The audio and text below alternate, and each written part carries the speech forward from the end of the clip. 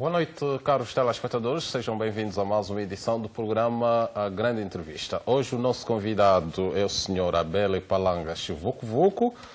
Tem 58 anos de idade, vai completar 59 precisamente a 11 de novembro. Nasceu na província do Ambo, concretamente na região do Bailundo. Foi militante por mais de 30 anos no Partido UNITA, onde desempenhou várias funções, portanto, ocupou posições de destaque. Em 2012, abandonou o Partido do Galo Negro para fundar a Convergência Ampla de Salvação de Angola, coligação eleitoral Casa CE. A coligação participou nas eleições de 2012, obteve um resultado que conduziu ao Parlamento 8 deputados, que neste momento defendem as cores políticas daquela coligação. Muito recentemente fez o segundo congresso da coligação Casa CE, onde foi reeleito como presidente da coligação. É o nosso convidado. Boa noite, Dr. Abel Chivuco. Seja bem-vindo ao nosso programa. Boa noite, Paulo Julião e José Rodrigues. É um prazer ver-vos e agradecer à TPA. Já fazia uns largos anos sem passar por aqui. Significa que estamos a ter evolução. Exato. Ainda bem que está aqui. Aproveito também para saudar o Zé Rodrigues, que faz-me companhia todas, sempre que há esse programa, de 15 em 15 dias. Zé. Boa noite. Boa noite. Boa noite. Então, Boa os noite. últimos 15 dias foram... Tranquilos. O nosso convidado, tal como fiz referência, é o presidente da Casa CE, Dr. Abel Chivuco, a quem começo por perguntar, no seu discurso de abertura do Congresso, do segundo Congresso, entre várias questões que o senhor disse, na moção que apresentou, apresentou-se como uma alternativa. E a minha pergunta é, o senhor pensa que... o que é que faz o senhor pensar que é a alternativa válida para este país? Primeiro, saudar os angolanos, os telespectadores por todo o país. Também referir que, por ironia da sorte ou do destino, hoje é dia 26. E foi a dia 26 de setembro de 1960 que houve o primeiro debate televisivo das presidenciais americanas entre John F. Kennedy e Richard Nixon. E acontece que hoje estamos aqui também em debate, e há hoje também o debate entre o Trump e a Hillary Clinton. Mas a nossa é uma entrevista, não é? Mas eu quero esperar que a TPA também é um grande desafio. Programe também debates quando estivermos nas eleições de 2017 com todos os candidatos. Estarão a contribuir para o esclarecimento dos cidadãos, estarão a criar a abertura que é necessária para o espaço democrático e que isso possa acontecer. Seguramente haverá debates. Talvez, esperamos que sim. Importa talvez realçar como é que vejo o ano de 2016. Estamos ainda no fim do ano, faltam 3 meses, portanto mais um trimestre, mas já consumimos quase 3/4 do ano. E 2016 foi, em primeiro lugar, um ano difícil para a maioria dos angolanos.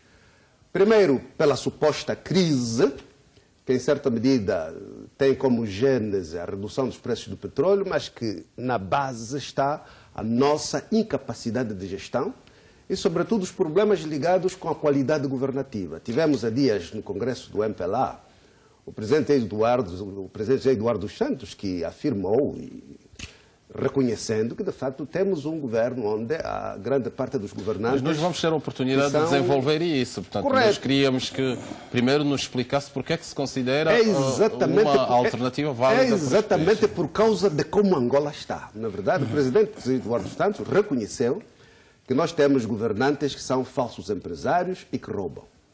E que o presidente já tinha reconhecido numa reunião do Comitê Central do MPLA, que ele próprio é que promoveu a teoria da acumulação primitiva da capital. E é o que fez com que hoje temos uma cultura de assambarcamento, de corrupção, que contribuiu enormemente para a crise que estamos a viver. Mas a consequência principal é o sofrimento das pessoas, porque houve o agravamento da pobreza, praticamente os custos de vida subiram, duplicaram, triplicaram, o poder de compra dos salários dos cidadãos baixou, houve erosão. Por exemplo, um professor que há um ano ganhava 200 mil kwanzas. Por favor, esses 200 mil kwanzas valiam, por exemplo, $2.000. Mas esses 200 mil kwanzas hoje valem menos de $500 Exato. para o mesmo produto. É só um segundo. Nós vamos certamente falar sobre isso, sobre a situação económica do país. Vamos ouvir as suas opiniões, mas eu acho que devemos ser um pouco mais objetivos quando estamos aqui. A pergunta do meu colega foi exatamente o que é que lhe leva a pensar que pode ser a alternativa para este país? É por causa da situação atual do país, a pobreza do cidadão. Na verdade, número 2, hoje a classe média, na verdade, está a ser praticamente reduzida à condição de pobreza. E o senhor vai resolver isto? A classe média está a ser reduzida à condição de pobreza. E quais são as soluções que o senhor apresenta? Vida, um enfermeiro que ganhava 150 mil kwanzas. Hoje isso vale menos de $300. Mas doutor Abel, está identificado o problema? Qual é o agravamento dos custos de vida, na verdade, com a erosão dos salários, com o problema do desemprego, porque a crise criou muitas falências de empresas e projetos, que levaram muitos jovens, particularmente os jovens, à falência, não é verdade? E tudo isso está a levar a um quadro de incerteza e dúvida. As pessoas hoje têm outra vez dúvida sobre o futuro. Bem, mas o problema está identificado. A nossa questão é qual é a solução? Não é verdade? Pobreza, e o nosso problema é o cidadão. Nós só fazemos política por causa do cidadão. Doutor Abel, nós vamos às soluções, vamos às suas opiniões sobre isso. Pronto, nós perguntávamos do princípio o que é que leva o senhor a pensar que é alternativa para o país. E mais do que apresentar os problemas conforme os apresenta de forma nua e crua, nós queríamos que apresentasse proposta. É exatamente isso que eu vou fazer. Porque é que o senhor é a alternativa? Mas, na verdade, fazer política como um médico. Primeiro faz a constatação da condição do paciente, depois faz o diagnóstico, depois é que faz a receita. Você não passa a receita ao paciente sem entender o quadro do paciente. Mas esse diagnóstico e a constatação já tem sido feita. Em 2016, durante este ano de 2016... O senhor movimenta-se muito pelo eleitorado, mas já tem feito essa constatação. Vamos fazer a explicação. Durante o ano de 2016 tivemos essa situação de dificuldade. Os cidadãos ficaram com a vida mais difícil. Em segundo lugar, este ano de 2016 também lançamos as bases para o projeto eleitoral que será no próximo ano, não é verdade? Em primeiro lugar, foi a dimensão da legislação, não é verdade? Tivemos que aprovar no Parlamento as várias dimensões legislativas, com algumas lacunas, é por isso que temos hoje essa diferença sobre a legalidade ou não legalidade do MAT fazer o registro eleitoral. Nós conseguimos que não. Mas há outras lacunas também do processo eleitoral, em termos legislativos, que penso que precisamos de suprir, não é verdade? Particularmente os prazos, particularmente o apuramento municipal, mas demos um passo. Também fizemos este ano de 2016 a normalização da Comissão Nacional Eleitoral, porque não estava normalizada. Nós pertencemos à Assembleia Nacional desde 2012, só este ano de 2016 é que entramos e teve que se fazer a reconfiguração. Neste momento, o que é importante é que o CNE também assuma todas as suas responsabilidades e prerrogativas.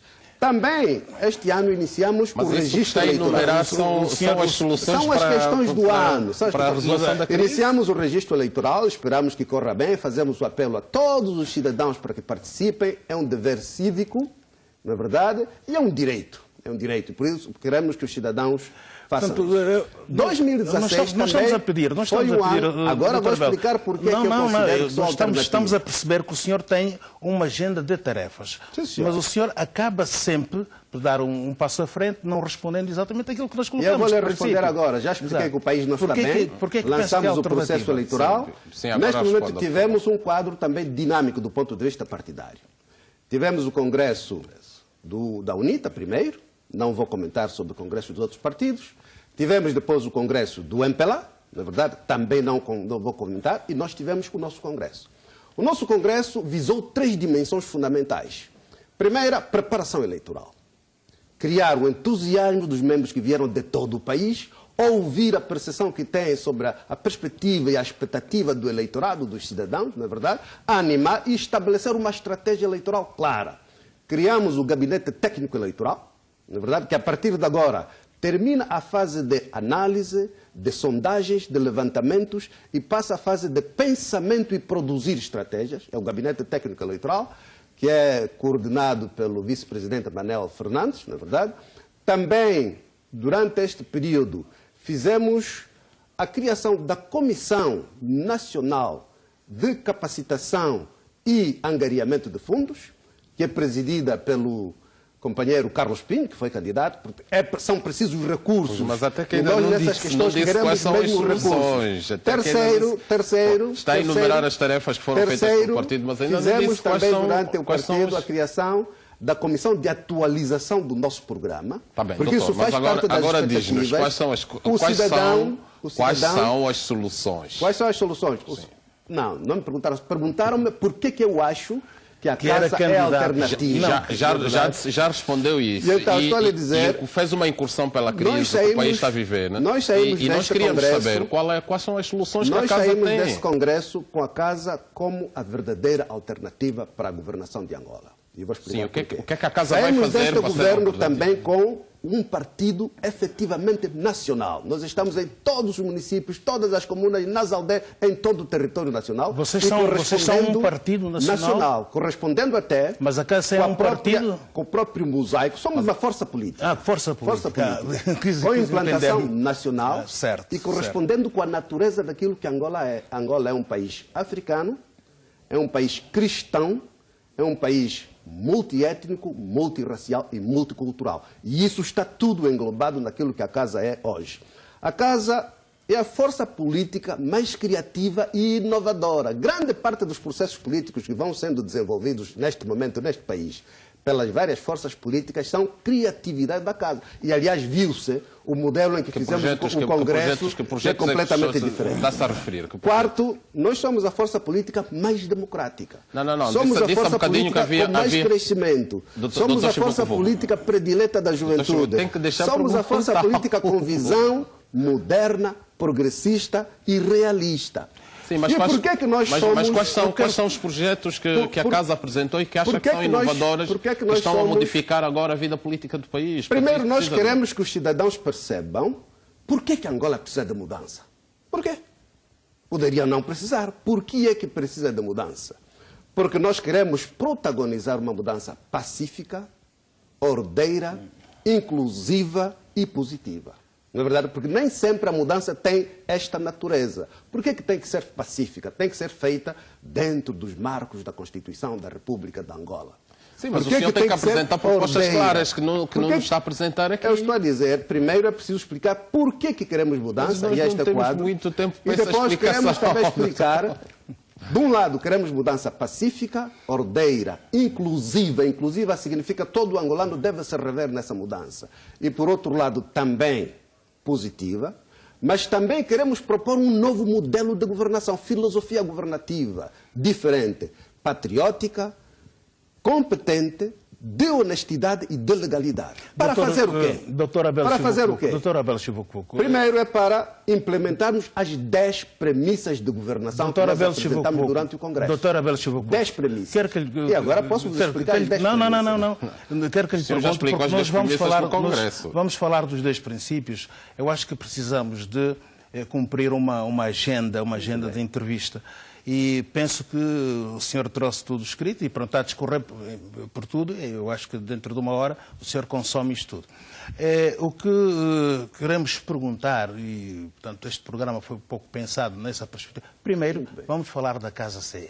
Da Casa CE que realizou um congresso. E nós temos aqui questões muito concretas. Quem foram os militantes que participaram no Congresso da KCE? Portanto, a questão da transformação da KCE em partido político foi discutida nas bases partidárias ou foi uma decisão tomada do topo à base? Os líderes decidiram. É preciso perceber a gênese do surgimento da casa. Certo. Portanto, durante o ano de 2011, eu tive vários amigos, conhecidos, pessoas influentes da sociedade que foram discutindo comigo a necessidade de protagonizar uma nova organização política para Angola. Criação de um partido político. Criação de uma força política para Angola. E eu fui ouvindo, fui sugerindo, fui auscultando e analisando. Em dezembro de 2011, eu tirei um período sabático para analisar, para conceber e para estruturar. Terminado esse período, que sabático foi mais, de um lado, para estruturar como é que seria essa força política, e número 2, para definir a modalidade com que eu ia conseguir os recursos para fazer essa força política. E em dezembro, depois do período sabático, eu comuniquei a vários atores que estava disponível e pronto para entrarmos numa nova onda. Foi assim que nós organizamos. Nós organizamos uma equipa técnica. Durante 2 meses fizeram negociações. E dessas negociações saiu o acordo de princípios das partes integrantes. Esse acordo claramente já estabelecia, no seu artigo 3º, as partes entendem que a Casa terá duração ilimitada, podendo ser convertida em partido político depois das eleições gerais de 2012, independentemente do resultado eleitoral que venha a ser obtido pela coligação. O que significa, não é uma coisa que surge assim, de repente, é um processo pensado, estruturado, analisado. Quando fizemos o primeiro congresso extraordinário, nós aprovamos os estatutos da Casa como coligação e o documento foi entregue e remetido ao Tribunal Constitucional e reza no seu número 3, mais uma vez. Portanto, não é uma coisa que surgiu do nada. A Casa constitui-se por tempo indeterminado e deverá transformar-se em partido político até antes do 2º Congresso Ordinário, que terá lugar em abril de 2016. Pois, mas a pergunta é se essas premissas foram discutidas com as bases partidárias que compõem a Casa. Posto isso... Portanto, os partidos que compõem a coligação discutiram esses princípios na base? É só ouvirem. Posto isso, os quatro partidos, cada um fez o seu congresso, sob responsabilidade material da Casa Sé, como coligação. Cada um, PPA, PADA, Palma, PMCA, fizeram os seus congressos nos anos 2014 e 2015. Nesses congressos dos partidos, porque a maioria dos membros e dirigentes da Casa não são dos partidos, a maioria esmagadora. Portanto, fizeram os seus congressos, aprovaram e confirmaram o princípio acordado nos acordos constitutivos e nos estatutos. E fizeram as suas resoluções, enviaram ao Tribunal Constitucional. Neste momento, o Tribunal Constitucional é depositário desses documentos e o Tribunal Constitucional fez as respectivas anotações. Anotações significa reconhecimento e aceitação. Depois disso, nós tivemos reunião informal com o próprio Tribunal Constitucional. Não é verdade? E eu fui pessoalmente com o companheiro Alexandre Sebastião e vários outros. E o Tribunal fez-nos as recomendações do que é que teríamos que completar para o processo. E uma das recomendações foi, tal como reza nos estatutos, fazer o Congresso Extraordinário. E nesse Congresso Extraordinário, na verdade, que foi só para confirmar tudo o que foi decidido desde 2012, o Congresso teve a composição múltipla. Todos os partidos que são parte da coligação tiveram cotas. Além disso, tivemos cotas por inerência daqueles que são os membros dos órgãos de direção da Casa Sé. Participação no Congresso. Participação no Congresso. Somos a força política mais democrática, mais estruturada, e por que há exatamente um membro que participa nessa discussão, na coligação, que opõe-se publicamente a transformação da Casa em Erro Congresso? da interpretação vosso. Erro da interpretação. Não, mas ele já o fez por mais de uma vez. Falta de estudo e falta de entendimento. Ele já fez por mais de uma vez. Nunca disse que está contra. Mesmo se forem a ver os documentos que estão no Tribunal Constitucional, não diz que está contra. Ele diz que tem dúvida se é execuível. Porque nós pusemos condicionantes. O processo de transformação exige, número 1, manutenção da sigla. Não seria inteligência da nossa parte, seria ingenuidade. E nós não somos ingênuos. Nós somos patriotas, queremos servir Angola, queremos servir o cidadão. Seria ingenuidade, agora, a um ano das eleições, mudar a sigla. Seria sigla da Casa Sé. Seria ingênuo alterarmos, na verdade, o quadro estatutário. Seria ingênuo perdermos o património. Seria ingênuo perdermos a titularidade, na verdade, tanto do grupo parlamentar como os recursos do Orçamento Geral do Estado. Temos essa noção. E por isso é que eu acho que o papel do Alexandre Sebastião André até é positivo. Ele não diz que está, ele faz alerta. Será que vamos conseguir? O que nós estamos a dizer que é execuível, sim senhor, porque tem rescaldo na Constituição. Doutora Abel, eu queria perguntar-lhe, como é que fica a questão do património, portanto, dos partidos políticos coligados? Estamos a falar de bandeiras, dos estatutos. Esse património, as sedes, como é que ficam? É exatamente isso que vem na lei constitucional. O problema é que as pessoas não gostam de estudar. Sim, queremos saber de si, por favor. A lei constitucional diz, no artigo 17º, número 4. Os partidos políticos têm, portanto, não é este artigo, deixem-me ver, portanto, a lei, não é a lei constitucional, a lei dos partidos políticos, portanto, é clara nisso também. A lei dos partidos políticos estabelece claramente que o princípio para a transformação chama-se fusão. E está aqui no artigo 34º, número 2. A fusão, a incorporação e a cisão reguladas pelos estatutos aplicam-se em casos omissos com as necessárias admissões às normas sobre a matéria relativas às sociedades comerciais. Portanto, a fusão elimina a identidade dos partidos. A fusão de partidos rege-se pela lei das sociedades comerciais. E nós tivemos aqui um exemplo recentemente. Do ponto de vista houve ideológico, a fusão entre o Banco Milênio e o Banco Atlântico. Os dois bancos não perderam a sua identidade, mantiveram, na verdade, a própria nomenclatura, Banco Milênio Atlântico. Não perderam o património, não perderam os seus órgãos de direção. Não, mas se nós falarmos, a regra é a mesma, aplica-se aos partidos e aplica-se às sociedades comerciais. Quando falo em património, eu falo também em termos de ideologias. Ideologias, os partidos têm ideologias. Eu perguntava ao Sr. Abel Chivuco se, do ponto de vista ideológico, os partidos estão muito próximos, os partidos coligados, e qual será a ideologia da Casa Partido? É suposto que quando há coligações, cada partido que faz parte da coligação tem uma visão ideológica própria, porque é uma identidade própria. E às vezes E nós, como coligação, estabelecemos uma plataforma de princípios. É aquilo que nós chamamos os 20 compromissos da Casa Sé para com os cidadãos. Mas a pergunta é em relação ao partido. Pronto, transformado a coligação em partido.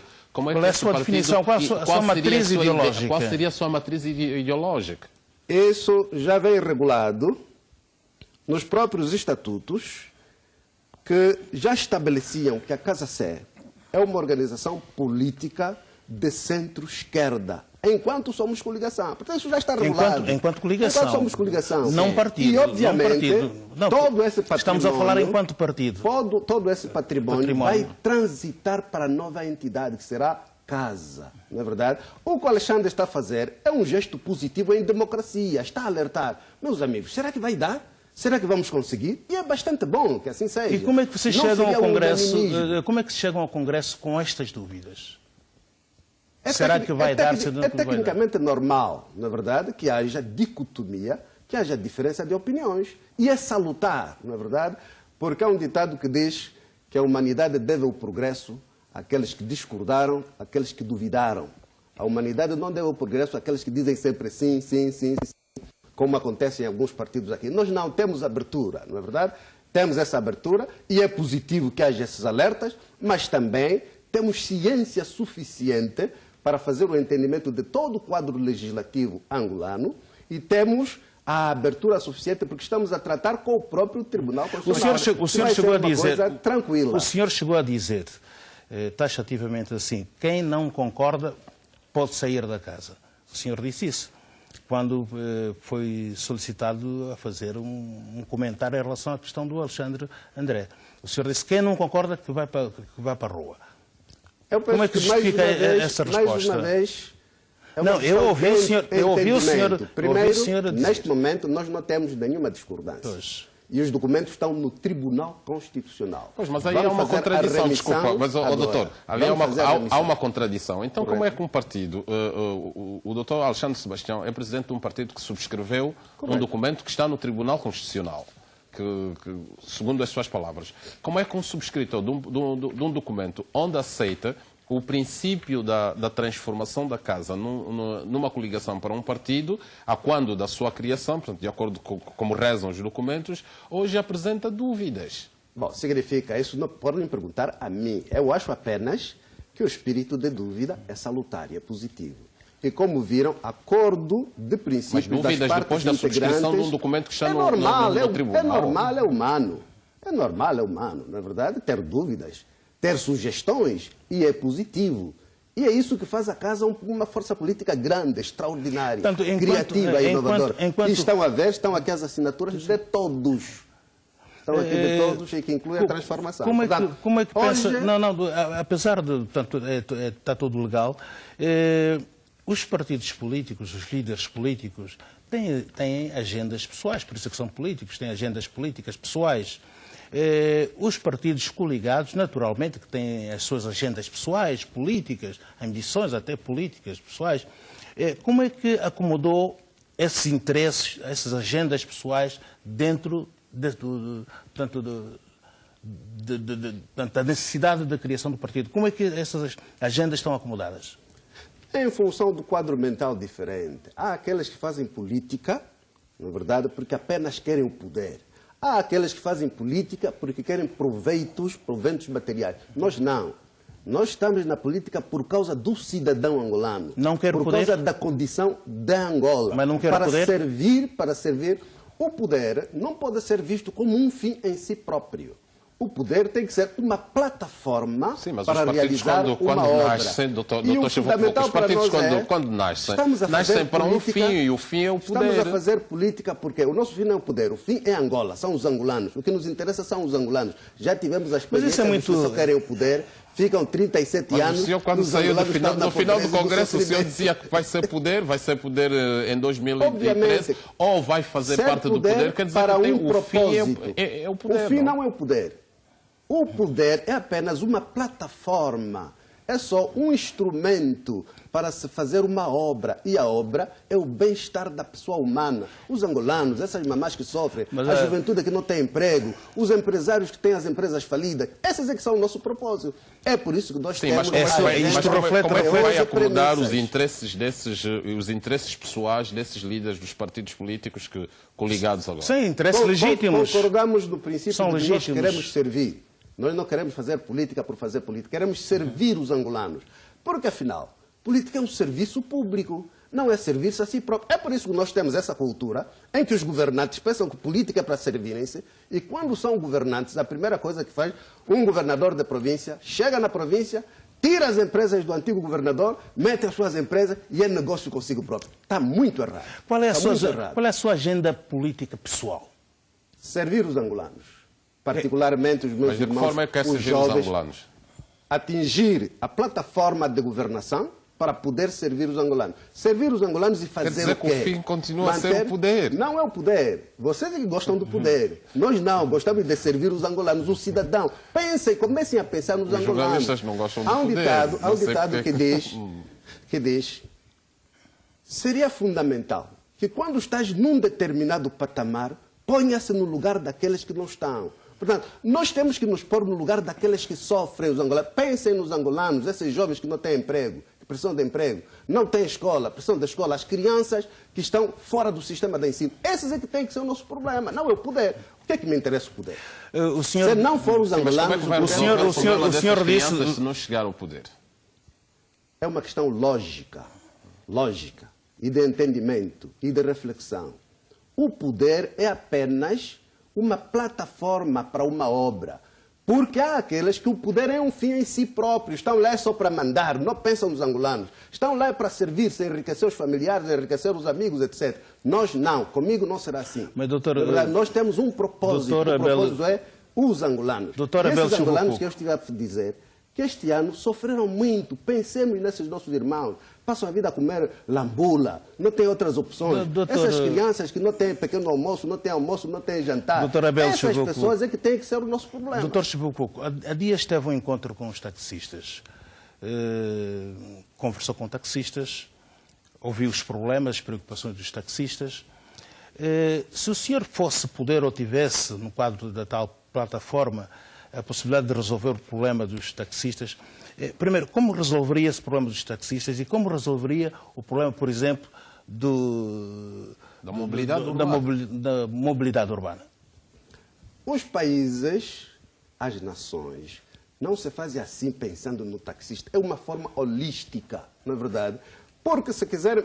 Pensemos, por exemplo, Luanda. Eu não acredito que se resolva Luanda investindo em Luanda. Neste momento, gastamos 80% dos recursos do país em Luanda. E Luanda está completamente desgovernável. Faz-se Luanda fazendo o país. E é por isso que nós apresentamos 10 premissas para a governação, 10 premissas para a saída de crise, 10 premissas para a realização do angolano. E se quiser, eu vos digo... Mas não, as 10 premissas foram públicas e nós tivemos acesso às 10 premissas. Por exemplo, há uma série de propostas nas premissas que também o senhor vai poder explicar. Sobretudo, falou do modelo econômico que vai adotar, se for o governo, falou de uma série de situações ligadas, por exemplo, ligadas à economia, não só à economia, mas ligada a outras áreas da vida humana. Nós vamos poder falar sobre isso. Mas o que nós gostaríamos de perguntar ao Dr. Abel, vamos para um intervalo, o que nós gostaríamos de perguntar é exatamente... nos seus pronunciamentos, o senhor é crítico, bastante crítico em relação à governação. E exatamente o que é que o senhor resolveria? Que mudanças nós teríamos num governo de Abel Chivucovuco? Mas mudanças objetivas. E uma resposta telegráfica, porque estamos próximos do intervalo. Depende da área que quiserem. Nós temos uma agenda global para a governação. Estamos com uma crise económica, por exemplo. Agenda sobre a transformação da crise, perguntando quais seriam as suas soluções para se ultrapassar, por exemplo, o momento da crise que nós estamos a viver. Felizmente nós... Só que o doutor não quis responder, portanto, preferiu apresentar as premissas da casa. Depende do que querem ouvir, eu estou disponível. Em primeiro lugar, nós fomos os primeiros que, em reunião do Conselho da República, apresentamos um memorando ao Presidente da República, com ideias concretas sobre como nós devemos contribuir, ajudar o governo. Porque a nossa filosofia é, se o governo fizer bem, quem melhora são os angolanos, também é do nosso interesse. Apresentamos esse documento. Depois disso, fizemos a conferência do COCOAC, onde apresentamos as 10 premissas. Sim. As 10 premissas para a saída da crise.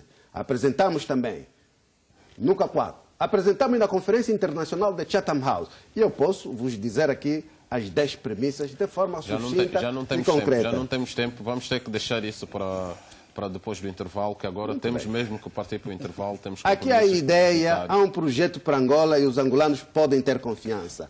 Em 2017, a Casa Sé está pronta para governar de forma patriótica, positiva vai ter e competente. Tempo para dizer isso na segunda parte do nosso programa. Por enquanto, vamos para um curto intervalo. Temos compromissos publicitários. Voltamos para a segunda parte deste programa, a grande entrevista. Hoje o nosso convidado é o Dr. Abel Chivucovuco, presidente da Casa Sé. Até já.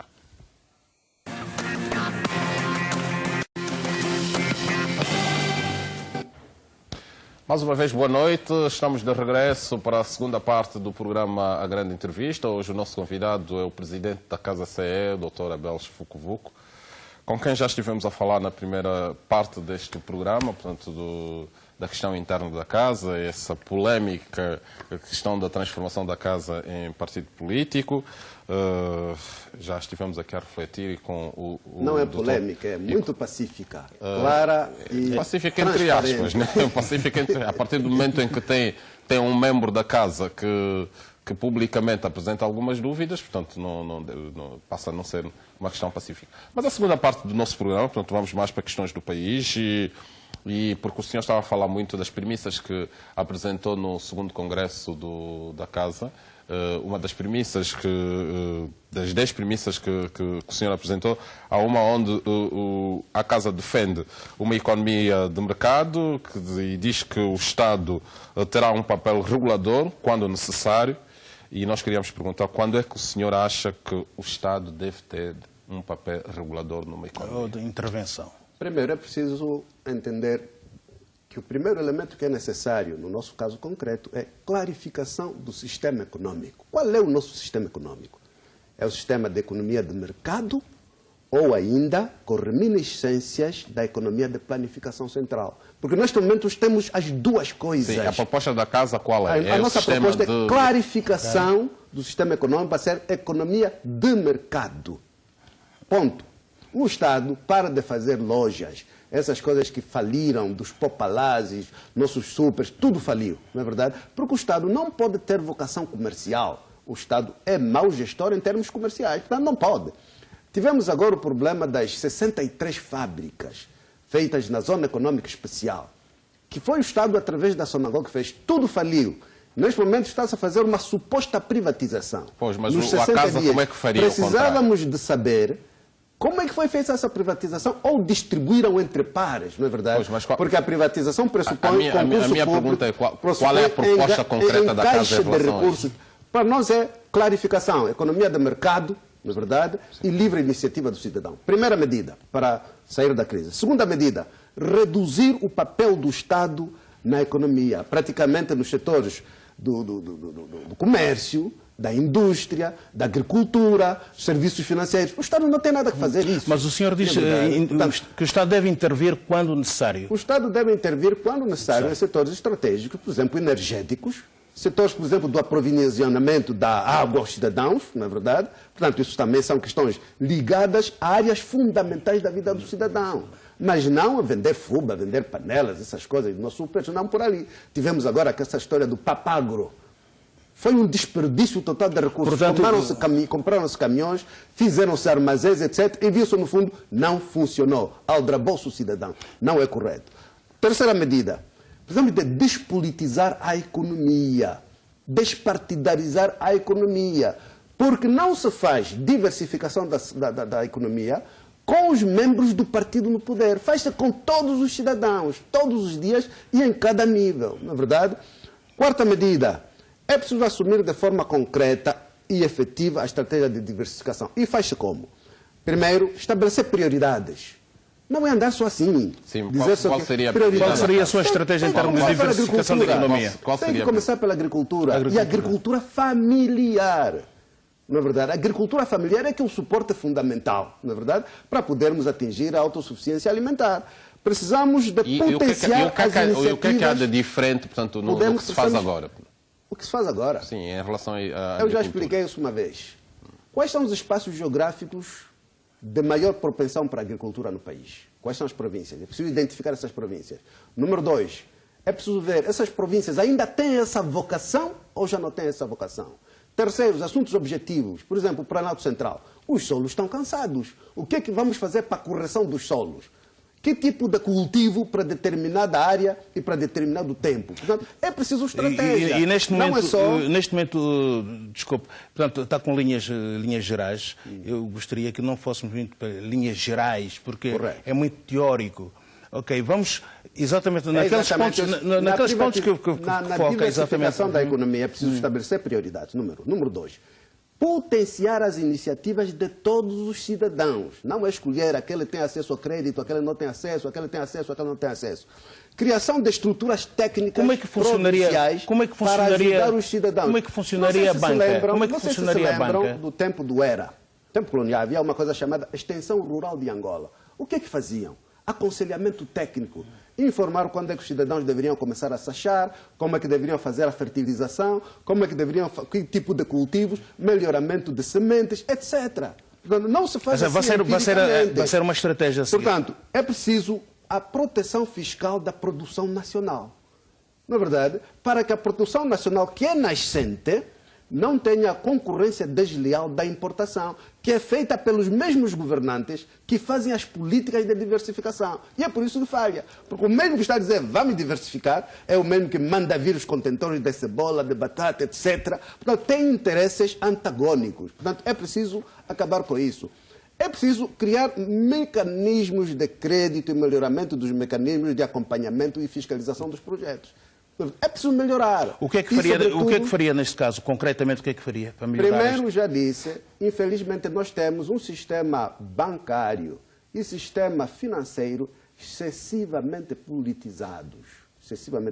Quando as pessoas apresentam os projetos, vão ver aqui, há centenas de angolanos que apresentam os seus projetos, mas depois lhe pedem o cartão partidário. Não tem cartão partidário, o projeto não passa. Mas isso não funciona com toda a gente. Por exemplo, o senhor nunca foi à banca? Como? Pessoalmente nunca foi à banca? Eu tenho um quadro diferente. Qual é o seu quadro? Tenho um quadro de relação humana com as pessoas, não é verdade? Portanto, tenho amigos na banca, tenho amigos lá fora. Vale-se da amizade também vale-se dos amigos? Eu não peço créditos aqui. Pede créditos estrangeiros? Portanto, encontro fórmulas alternativas, porque aqui somos bloqueados. Portanto, o seu dinheiro vem de fora?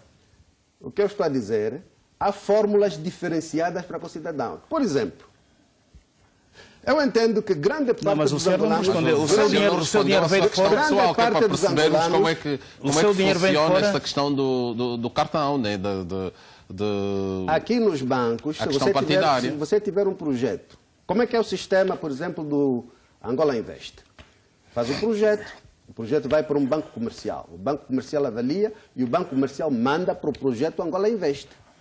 Que o Angola Invest é que vai determinar se é autorizado o crédito ou não. E na maioria dos casos, porque nós temos ainda os comitês de especialidade dos banqueiros do MPLA, comitê de especialidade dos empresários do MPLA. É preciso ser membro do comitê de especialidade. Pessoalmente, como é que tem conseguido? O senhor tem empreendimento, não tem? Portanto, eu sou, como disseram, nasci no Bailundo e cresci no Caxiungo. Sou filho de professora, mas que ao mesmo tempo era em part-time agricultor de vulto, não é verdade? E aprendi na vida que só colhe quem semeia. Quem não semeia, não colhe. Sim, mas isso é um conselho aos empreendedores. Número 2, nem sempre as coisas acontecem na nossa vida quando queremos e como queremos. É preciso dedicação, é preciso perseverança, mas, sobretudo, muita paciência. E é preciso ter capacidade de saber crescer. O que significa, grande parte daqueles que hoje conseguem aguentar as suas famílias, a sua vida, o que é que fazem? Ou são pequenos comerciantes que vão na China, traz um contentor, traz aquilo e vende, ou são pessoas que estão no Xinguara, no Bié, ou estão no Caluquembe, ou estão na Vila Nova e fazem batata e vendem.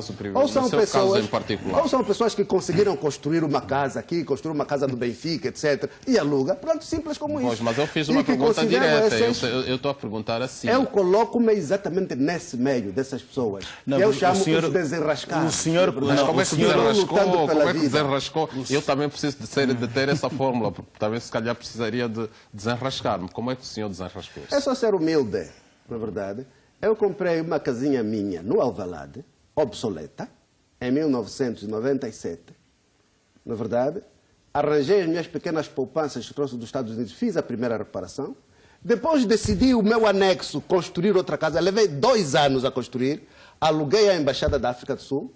Depois eu próprio mudei para o anexo e fiz a terceira remodelação da minha casa. É paciência e, sobretudo, visão. Não, o senhor acabou... Não, o senhor disse... O que significa, grande parte dos angolanos é assim que vão vivendo. O senhor disse... Com iniciativa, o senhor acaba de dizer... com determinação, mas, sobretudo, com muita paciência. Desculpa, o senhor acabou de dizer aqui, taxativamente, que o seu dinheiro vem do estrangeiro. Portanto, não foi muito na perspectiva de que alugou uma casa, alugou um anexo. O que eu disse taxativamente que o meu dinheiro vem do estrangeiro. Eu tenho um quadro diferente. Não, sim, eu queria... Tenho um quadro de relações, eu queria aprofundar isso. O senhor é um líder político, é um líder que, nos seus discursos, nas suas intervenções, defende muito o patriotismo. E eu faço-lhe uma pergunta aqui tão direta e o senhor me diz que o seu dinheiro vem do estrangeiro. Não disse que o dinheiro... Vocês sabem que eu vivi lá.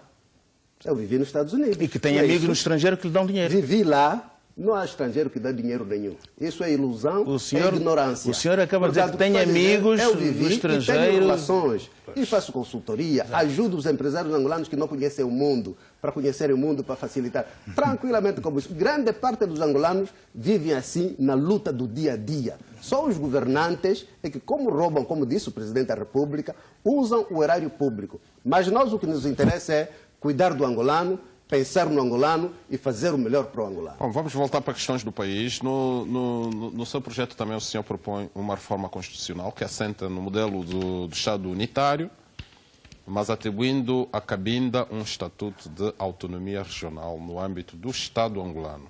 Concretamente, como seria essa autonomia? Primeiro, nós dissemos que nós defendemos um Estado unitário politicamente descentralizado. É diferente do atual Estado unitário. Um atual unitário politicamente descentralizado consegue, na verdade, para um país como o nosso, grande, diversificado, encontrar fórmulas de realização das várias entidades que fazem parte do país. Portanto, pode-se muito bem encontrar um modelo, por exemplo, como o da África do Sul. É um Estado unitário, mas politicamente descentralizado.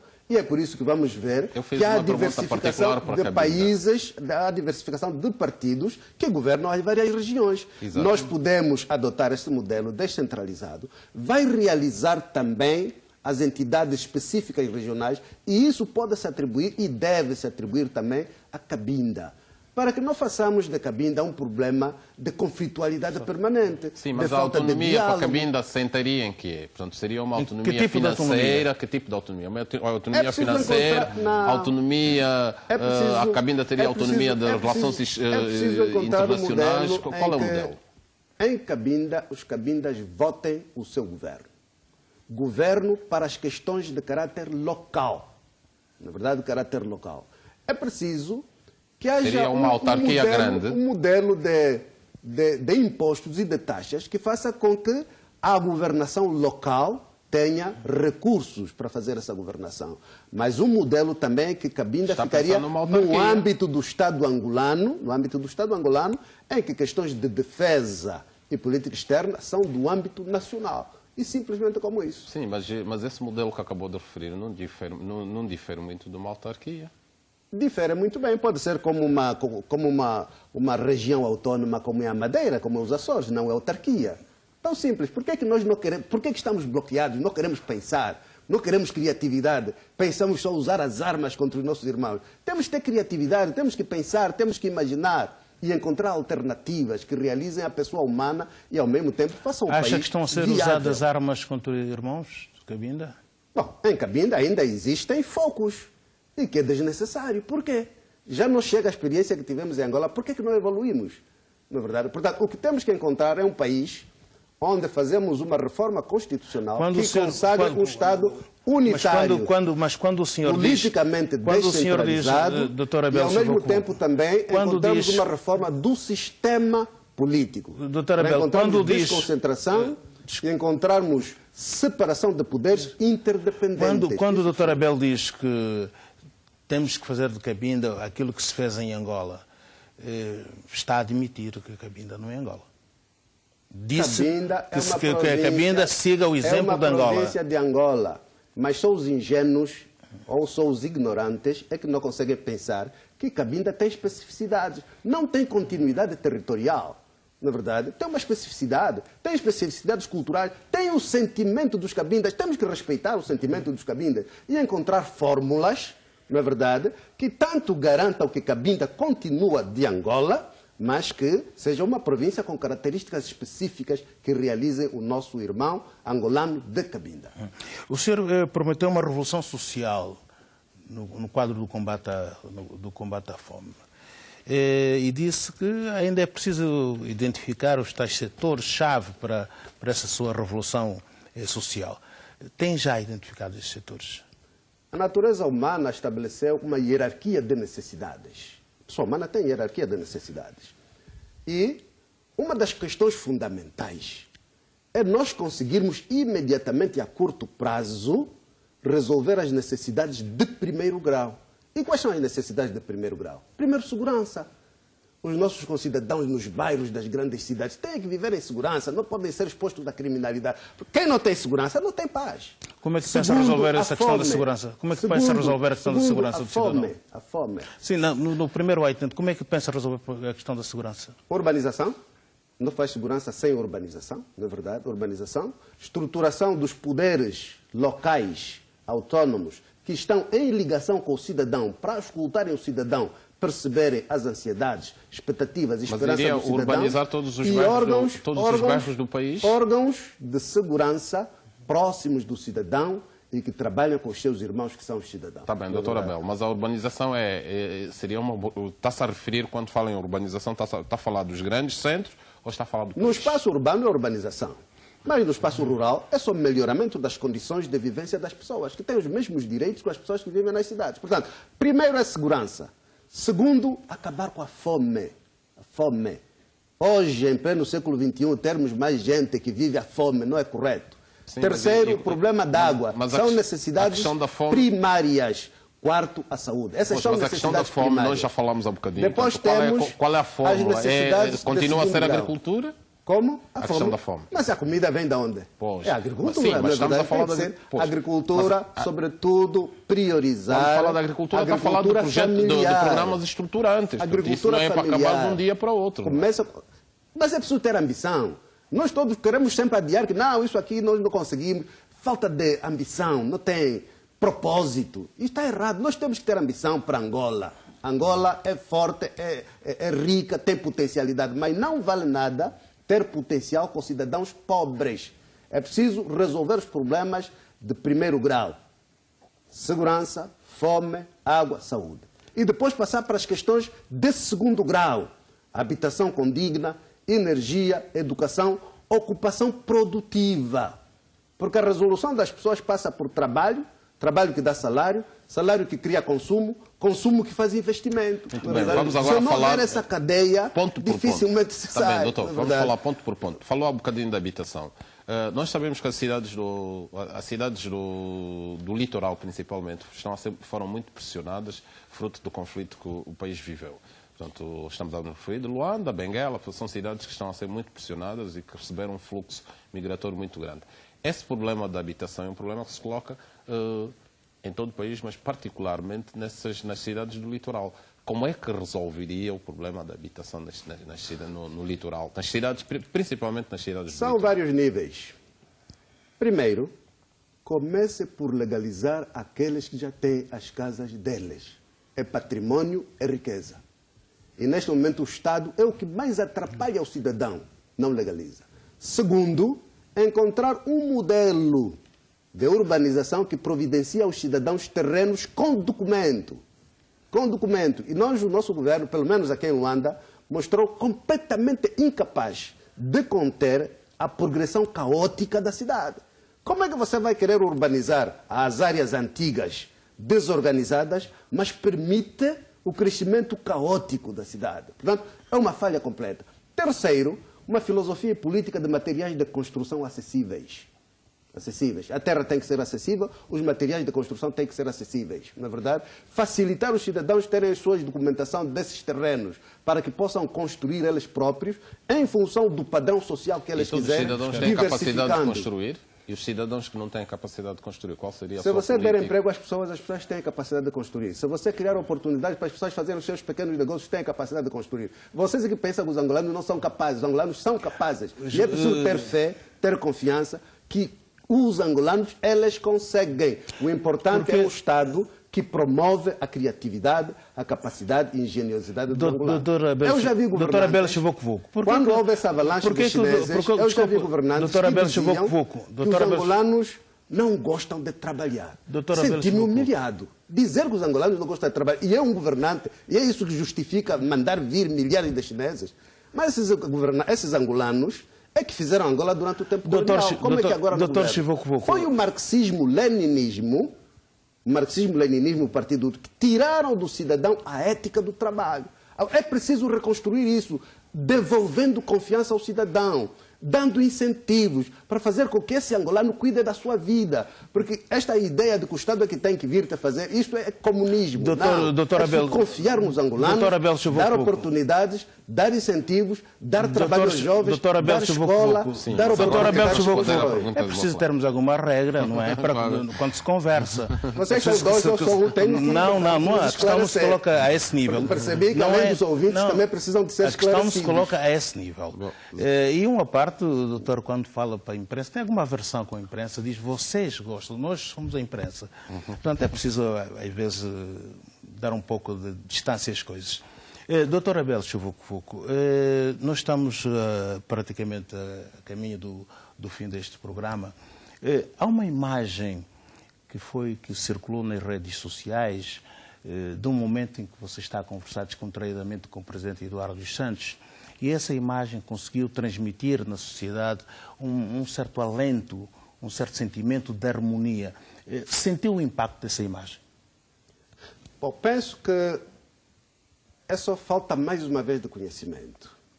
Tirando a reunião de Badolite, eu estive em todos os encontros do falecido presidente da UNITA com o presidente da República. Estamos a falar de novos contextos. Vou explicar porquê do atual contexto. Assim. Estamos a falar do atual contexto. Em todos os encontros, desde os acordos de Bicesse, as reuniões aqui em Luanda, Lusaka, Franceville, Libreville. O que significa há um histórico de relação humana, na verdade. Claro, mas estive em algumas reuniões do atual presidente da UNITA com o presidente da República. E eu penso que nós não podemos construir um país baseando a relação humana da inimizade. Não, eu posso ter diferença com alguém, mas ter relação humana normal. Doutora Abel Chivuco-Vuco, eu fiz uma pergunta. Que repercussão teve aquela imagem, aquela forma de lidar com o Presidente, essa relação de amizade? Que repercussão teve? Ninguém condenou o facto. Eu não estou a dizer que está a coloquei-o num contexto mais recente. Isso não é de hoje. Isso não é de hoje. Isso tem sido cultivado. Estou a lhe dar um exemplo. Aí, nos anos 95, 96, eu fui enviado para representar a UNITA na tomada de posse do presidente Sampaio, em Portugal. E no ato da apresentação, convidaram-me para um jantar na Embaixada de Angola. Não é verdade? E havia algum problema? Eu fui para o jantar na Embaixada. O senhor é angolano? Porque é que isso não é fora do comum. E eu fui para um jantar na Embaixada com o meu colega da UNITA, o Rui Oliveira, e fomos lá. Como vínhamos da conferência de Franceville, onde tínhamos estado com o Presidente da República, tivemos conversa afável ali, os dois de pé, no jantar, na verdade, e o Presidente a explicar que, Abel, agora concordamos muitas coisas lá em Franceville, agora vamos voltar, então, e tem um ditado que ele usa muito, vamos falar menos e trabalhar mais. Portanto, é relação humana normal e saudável, nós temos que cultivar isso, para podermos construir não há cinismo nessa relação? Do meu lado, não. Eu não consigo ser cínico, sou pessoa muito aberta, muito clara, muito transparente, mas sobretudo porque o meu comprometimento é com Angola, com os angolanos, e por isso sou aquilo que eu sou. Mas é o senhor que mais ataca, inclusive, a família do Presidente. Eu não ataco a família do Presidente, nem o Presidente, ataco as práticas. Não, mas... Ataco as práticas, ataco as políticas, ataco as coisas que não estão corretas. Acha que politicamente é correto atingir famílias diretamente? Eu não atingo família de ninguém. E no seu discurso o senhor fala diretamente disso? Eu não atingo família de ninguém.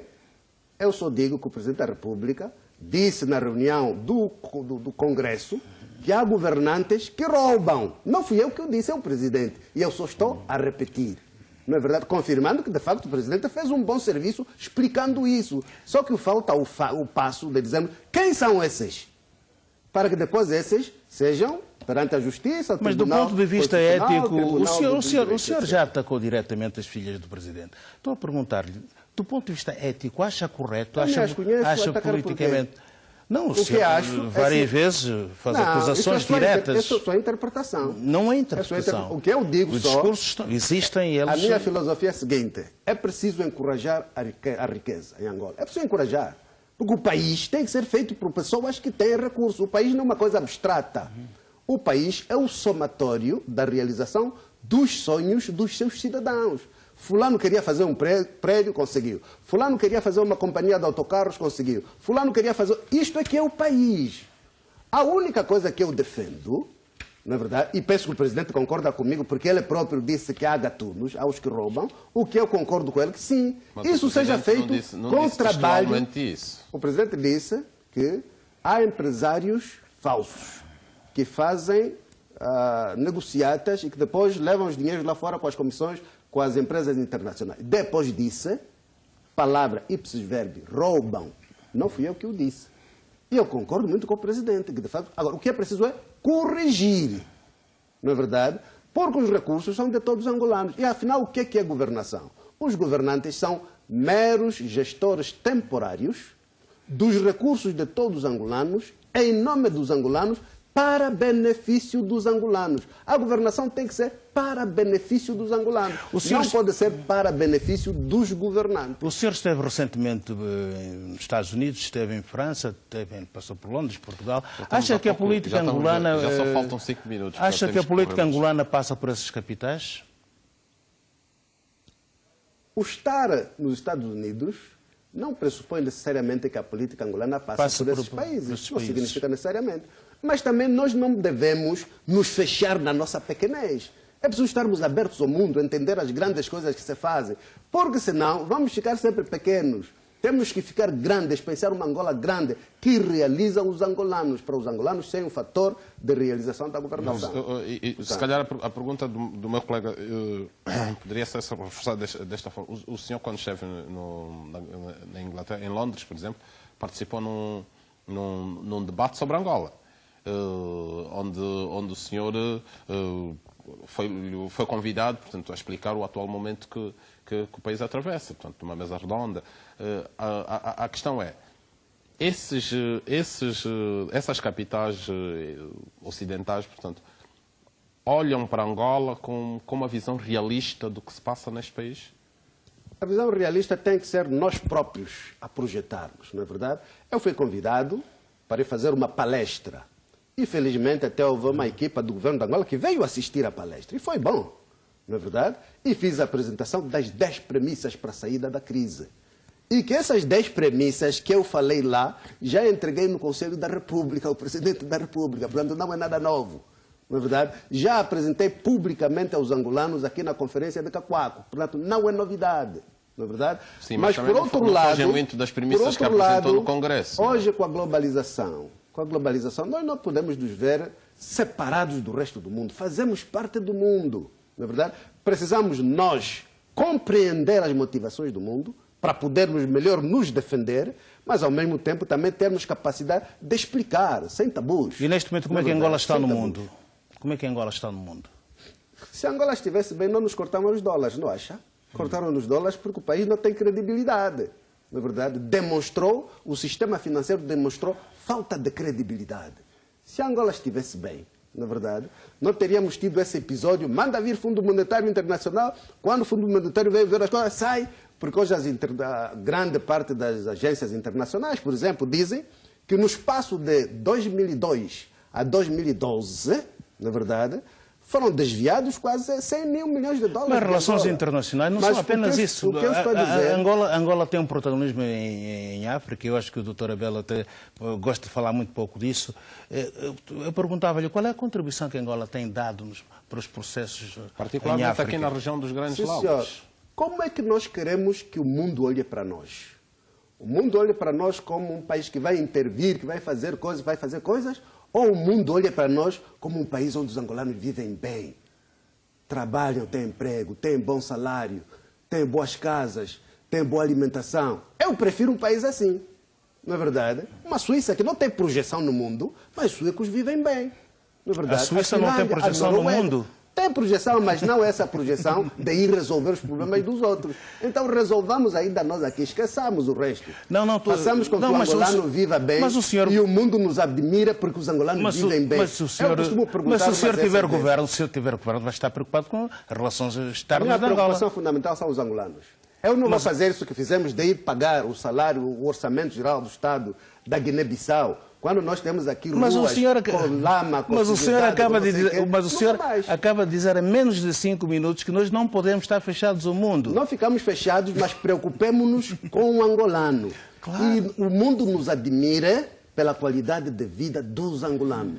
Para o mundo vale a pena tentar ir viver Angola porque os angolanos vivem bem. Já não temos tempo e eu não queria terminar essa entrevista sem lhe fazer uma pergunta. O senhor, repetidas vezes, disse no Congresso e nas intervenções públicas que tem feito que em 2017 vai ser governo ou parte do governo. E eu queria pegar nessa última parte do governo, quer dizer que admite que uma outra força possa ganhar, que não seja a casa. Admite coligações? Neste momento, nós temos uma plataforma de trabalho conjunto com todos os partidos da oposição. Todas as terças-feiras e quintas-feiras reúnem. Quem representa a casa nesse grupo de trabalho é o almirante André Gaspar Mendes de Carvalho. A UNITA é representada pelo Adalberto Costa Júnior.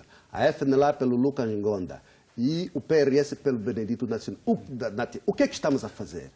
É trabalharmos conjuntamente para fazermos com que em 2017 tenhamos eleições o mais livres, justas e transparentes. Se afinal eu estou a trabalhar com estes, não posso fazer governo com eles depois. Também posso.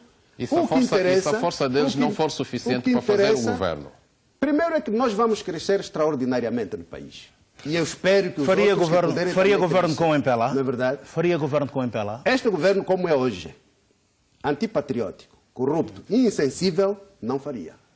Mas se houver um MPLA diferente, que pensa no angolano, pensa no cidadão, Por que não vou querer uma coisa boa para É os uma angolanos? possibilidade. É uma possibilidade, por que não? Mas essa ideia permanente de que vai ser governo ou parte do governo em 2017, caso não for, não estará a preparar mentalmente o seu eleitorado a não aceitar os resultados? A teoria de não aceitar os resultados eleitorais? Nós não fazemos empiricamente as coisas, nós fazemos com ciência. Política hoje também é ciência.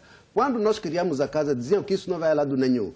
Quando nós conseguimos que ela fosse legalizada, nós iríamos conseguir recolher as assinaturas para... Conseguimos. E nós já estamos a fazer as coisas com ciência. É por isso que tivemos, desde 2013 até aqui, uma estratégia de 4 pontos. Na verdade, crescimento, transformação, consolidação, afirmação. Neste momento isso terminou. Mas a ciência lhe permite, doutor, a ciência lhe permite sair de 8 deputados para 100 e poucos que lhe permitem formar o governo? Por que não?